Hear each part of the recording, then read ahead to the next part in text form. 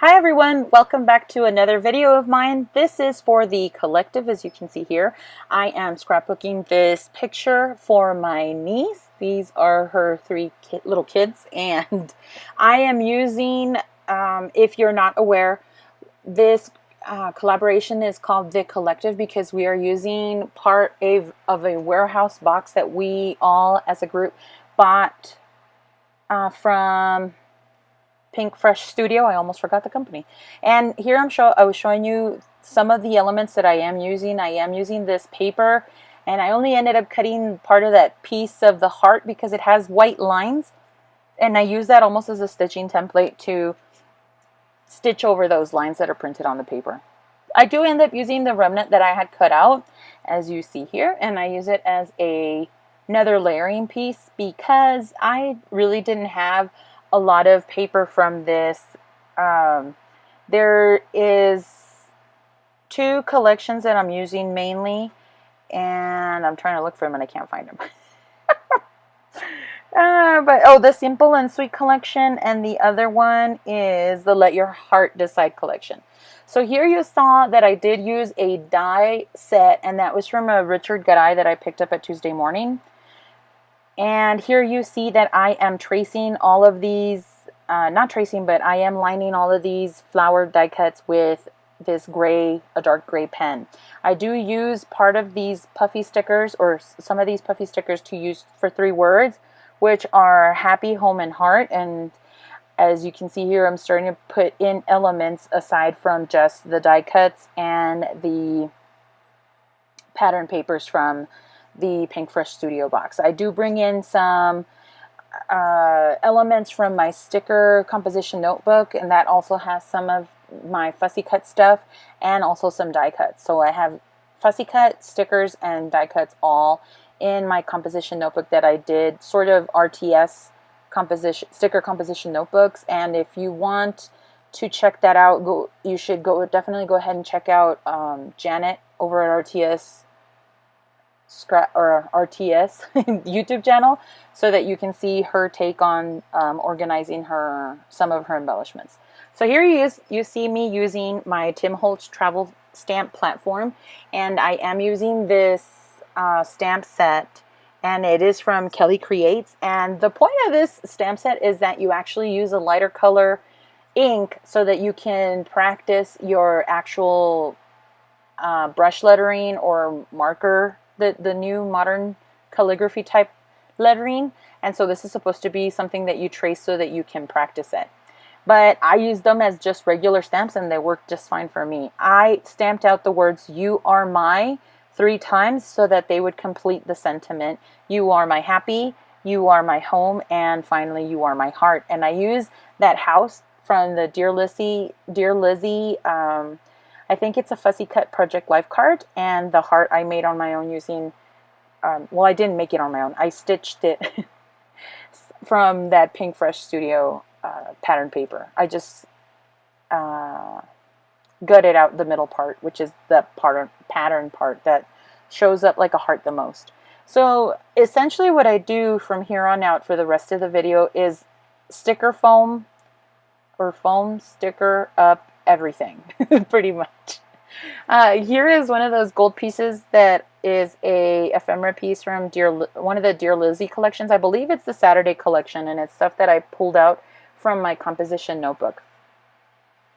I do end up really liking this. At times I think it's a bit busy, but other times I feel like it even needs more flower die cuts. But I had a lot of fun putting it together because it didn't feel like it was going swimmingly for a moment, and then it all just came together.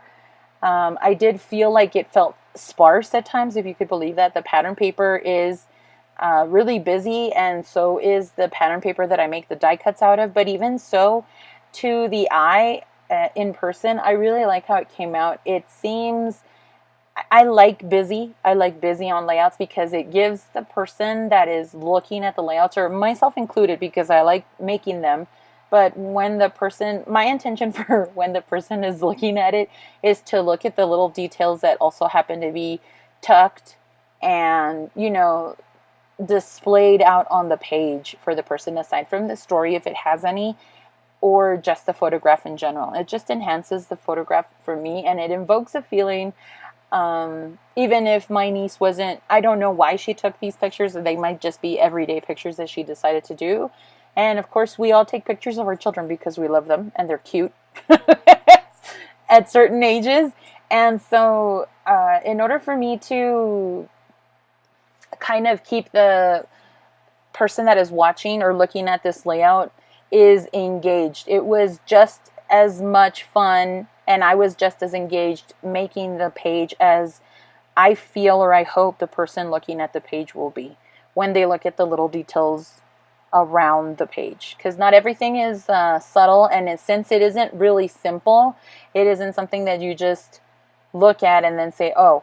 I feel like I try to make mine kind of busy and interactive, in the sense that if you look at little pieces that are tucked in, or you notice little stickers that you wouldn't notice at first, but as you go along the page, you can see, oh, look, here's a butterfly, or here's some extra enamel dots. I did put in some of those epoxy stickers from the Simple and Sweet collection, I believe. Yeah, Simple and Sweet. I put like 7 of those epoxy badges around the page, and then I also added like 19 of those enamel dots. So there's plenty of those dotted around the page so that they can take you right along with the title and you can see all these little details.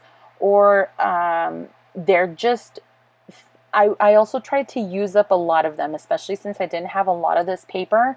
My intention is to kind of use up as I go, because even though I can use them for other collections, like I just noticed, I noticed that as I was going through my composition notebook, a lot of the embellishments that I pulled out, or die cuts or fussy cut stuff that I had pulled out from my composition notebook, was from the Dear Lizzy collection.